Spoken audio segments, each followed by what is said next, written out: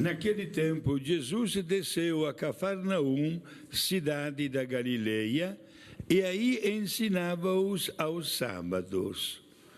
As pessoas ficavam admiradas com o seu ensinamento, porque Jesus falava com autoridade. Na sinagoga havia um homem possuído pelo espírito de um demônio impuro, que gritou em alta voz: "O que queres de nós, Jesus Nazareno? Vieste para nos destruir? Eu sei quem tu és. Tu és o Santo de Deus." Jesus o ameaçou, dizendo: "Cala-te e sai dele." Então o demônio lançou o homem no chão, saiu dele e não lhe fez mal nenhum. O espanto se apossou de todos e eles se comentavam entre si: "Que palavra é essa? Ele manda nos espíritos impuros com autoridade e poder, e eles saem." E a fama de Jesus se espalhava em todos os lugares da redondeza. Palavra da salvação. Muito boa noite, meus amigos. Uma alegria estar com vocês aqui no programa Madrugada de Bênçãos. Meu nome é Eric Módulo. Eu sou apresentador aqui da Rede Século XXI. Com grande alegria que venho trabalhar para a gente passar essas horas junto aqui hoje nesse programa Madrugada de Bênçãos. Excepcionalmente, estou aqui substituindo, já que hoje era o dia do padre José Roberto. Hoje é o dia do padre José Roberto, que estaria aqui com vocês, como de costume, apresentando o programa Madrugada de Bênçãos. Ele não pôde vir, excepcionalmente estou aqui com vocês, então, para a gente junto passar algumas horas agradáveis, a gente rezar, a gente tratar um pouco desse tema do Evangelho de hoje, que é muito interessante. Então, vamos juntos, tá certo? Sou casado, não sou padre, tenho 3 filhos, tenho 3 filhos pequenos. É muito bom também a gente viver essa experiência como pai de família, como leigo, e poder partilhar também das maravilhas de Deus nas nossas vidas, através da vocação também do matrimônio, a qual eu fui chamado, a qual eu vivo o matrimônio já há quase 10 anos. Então, devido às apresentações dadas, vamos começar a conversar sobre esse tema. O tema de hoje: livrai-nos de todo o mal. Amém. Uma frase, um pedido, uma súplica muito importante que a gente faz com muita frequência quando a gente reza o Pai Nosso. A gente acabou de ouvir a proclamação do Evangelho, da liturgia de hoje, onde a gente ouve o relato de Jesus expulsando um espírito maligno, expulsando um demônio de uma pessoa que estava sofrendo com essa situação.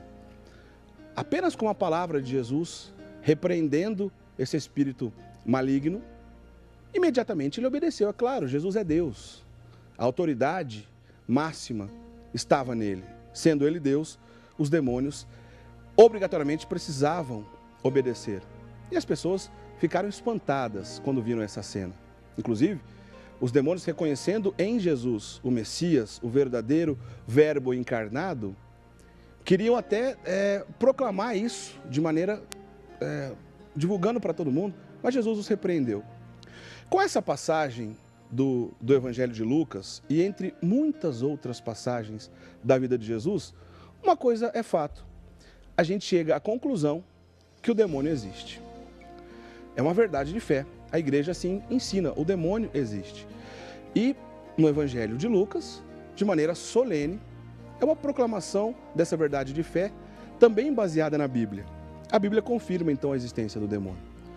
Se bem, meus amigos, que a nossa fé católica, ela não está apenas baseada na Bíblia. Eu sempre costumo dizer que a fé católica é baseada num tripé. Além da Bíblia, que é a palavra de Deus, os livros inspirados por Deus, pelo Espírito Santo de Deus, através da história, pelos profetas, pelos apóstolos, por todas as pessoas que viveram a sua vocação também de escrever esses relatos bíblicos. O livro é inspirado, a inspiração de Deus é a palavra de Deus, é a palavra viva de Deus. Porém, não é a única fonte da nossa fé católica. Além da Bíblia, a tradição oral também faz parte da nossa fé católica. Aquela tradição que foi passada de geração em geração, muito mesmo, até antes mesmo, da Bíblia ser escrita como a gente conhece hoje. Então a tradição oral, junto com a Bíblia, faz parte desse tripé. E o terceiro ponto desse tripé é o magistério da igreja, ou seja, os documentos oficiais que a igreja publicou durante esses 2000 anos de história, né? As palavras dos papas, as palavras dos padres da igreja, enfim.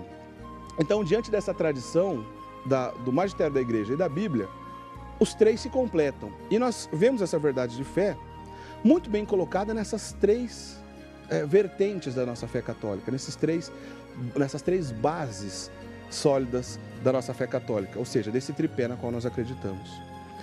Outras denominações cristãs acreditam única e exclusivamente na Bíblia, chamada somente a Escritura, uma expressão em latim, sola scriptura. Nós não, nós admitimos a Bíblia, mas não só ela. Mas que fique bem claro que nessas três maneiras da gente basear nossa fé católica, é uma verdade de fé que o demônio existe. E como a gente viu, em alguns casos, Jesus expulsou esses demônios. O que a gente pode dizer também é conhecido como a oração do exorcismo, né? Jesus fez essa oração de exorcismo. Agora, não é somente no tempo de Jesus que esse tipo de coisa acontecia. Até porque, sendo Deus eterno e a missão da igreja é uma missão atemporal, Jesus deixou o seu legado para a igreja, para os apóstolos e a sequência desses apóstolos, que somos nós, a Igreja Católica, cada um de nós batizados, fazemos parte desse corpo místico. Nós também vivemos essa realidade. Então, uma coisa a gente tem que começar a separar aqui, para a gente entender bem o tema de hoje e para a gente aprofundar nas belezas desse ensinamento que o Evangelho de hoje nos traz. Uma coisa é a existência do demônio, outra coisa é a ação do demônio. O demônio existe, isso é fato. A Igreja Católica nos ensina assim: não acreditar nisso, a gente tem que rever o nosso catolicismo, porque a Igreja Católica ensina isso. Porém, a ação demoníaca, a ação do inimigo de Deus, que a gente pode conversar de muitas maneiras.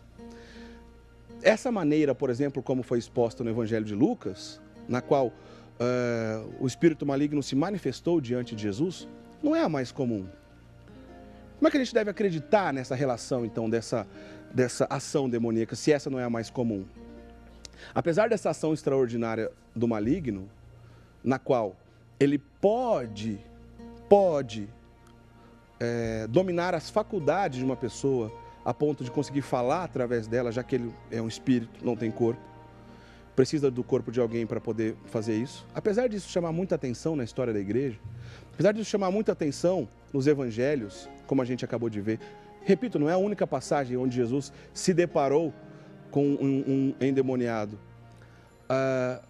A mais comum, a ação mais comum do demônio, e talvez a mais perigosa, é aquela que nos atinge todo santo dia. Não é essa chamada possessão demoníaca, ou até mesmo uma infestação, onde a pessoa pode sofrer terríveis ataques demoníacos, como aconteceu na história de alguns santos, por exemplo, Padre Pio, São Padre Pio, sofreu ataques terríveis do demônio, mas era uma alma escolhida. Padre Pio foi um grande santo. A tentação, todos nós que somos batizados, estamos sujeitos a sofrer. Agora, a graça de Deus sempre vem em nosso socorro. Nenhuma tentação nos é permitida se nós não conseguimos suportá-la. Então, essa ação do demônio é a mais perigosa. É aquela que a gente deve vigiar. É aquela inclinação ao mal, a sugestão que pode nos levar a uma inclinação ao mal, ao pecado, à ausência de Deus, a fugir da presença de Deus. Essa sim é a ação demoníaca mais comum. O Padre Zezinho você conhece. O Padre Zezinho é um sacerdote muito ativo na Igreja do Brasil, fez diversas canções, são muitas as músicas do Padre Zezinho. Eu vou até mostrar um livro aqui do Padre Zezinho que eu tenho para vocês. O Padre Zezinho, ele escreveu uma série, uma trilogia cristocêntrica, né? São 3 livros onde ele trata da pessoa de Jesus Cristo. Esse aqui é o segundo dele, chamado Um Rosto para Jesus Cristo. É muito conhecido esse livro. Então esse é o segundo da trilogia do Padre Zezinho. Nesse livro, Um Rosto para Jesus Cristo, o Padre Zezinho explica, a partir da página 287, se acaso você estiver na sua casa e quiser ver, a partir da página 287, ele faz algumas belíssimas catequeses em relação a esse assunto que a gente está falando. E o Padre Zezinho chama a atenção de maneira muito interessante, muito inteligente, para esse pormenor que a gente está conversando aqui sobre a existência do demônio, mas também sobre a ação do demônio. Você já reparou que algumas denominações religiosas, e até mesmo em alguns grupos que a gente pode encontrar até mesmo na nossa igreja, fala mais ou fala menos da existência do demônio e da ação demoníaca. Ao falar demais, a gente pode inclusive tirar um tempo precioso para falar do próprio Cristo. Nós somos católicos e queremos aproximar de Deus. Infelizmente o mal existe, mas não é o centro, mas ele existe. E é uma verdade de fé. Mas, por outro lado, a gente também pode correr o outro risco, nem 8 nem 80, falar de menos. Esse negócio de demônio não existe, isso é papo lá da Idade Média, esse tipo de coisa não acontece mais. É verdade que essa ação extraordinária do demônio, a chamada possessão, a gente não encontra em qualquer esquina. A gente não encontra em todas as situações, porque ela não é a mais comum. Repito, a mais comum ação demoníaca é a tentação silenciosa. Essa extraordinária não é vantagem, vamos dizer assim, para o demônio.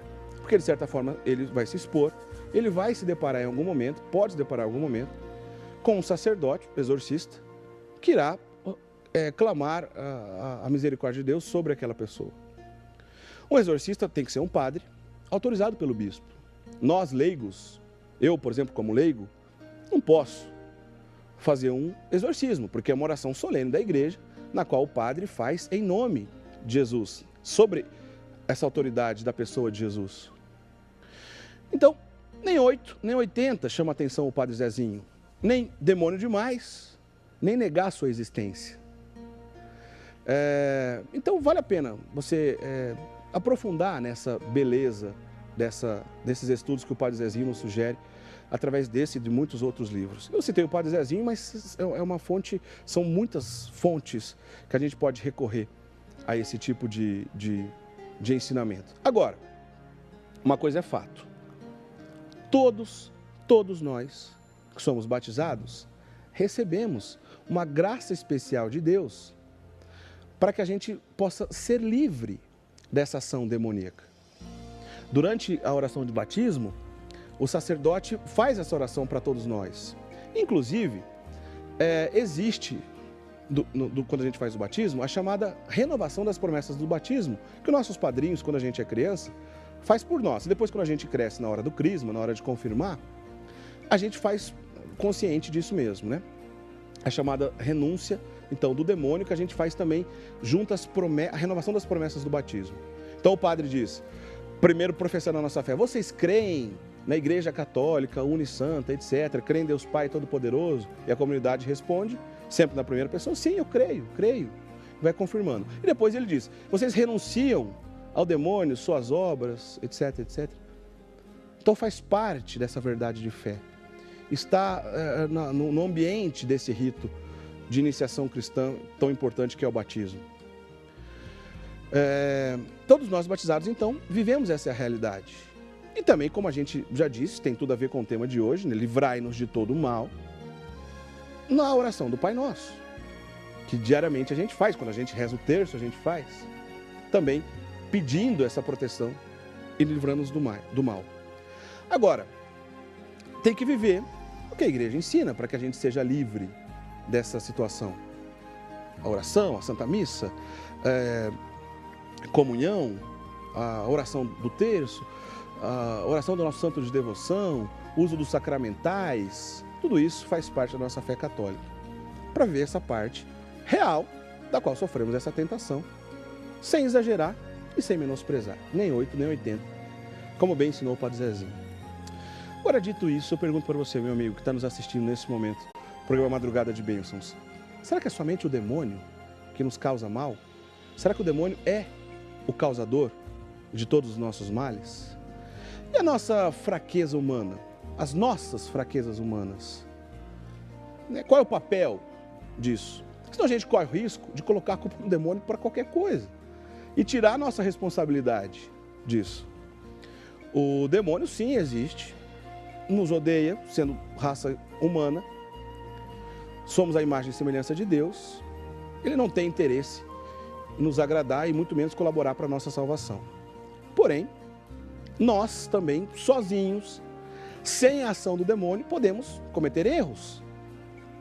A chamada concupiscência, uma palavra um pouco difícil, concupiscência, o que significa concupiscência? A nossa inclinação ao mal, a nossa predisposição ao pecado. No batismo, nós recebemos todas as graças para vivermos como filhos de Deus, para vivermos libertos do mal, porém, ela não nos livra de todas, essa graça não nos livra da nossa fraqueza humana, na qual nós vamos conviver durante toda a vida. É nossa concupiscência, essa inclinação, essa predisposição para, infelizmente, pecar, faz parte da natureza humana. A gente não tem como escapar disso, a gente só encerra isso na hora da nossa morte. Essa concupiscência, essa inclinação, ela deve ser trabalhada com outras coisas, virtudes, inclusive as próprias virtudes que a gente recebe no batismo, por exemplo, as virtudes teologais, fé, esperança e caridade, aprofundar nesses mistérios, não jogar fora as riquezas do batismo. Porém, a concupiscência existe, e nós vamos levar durante toda a vida.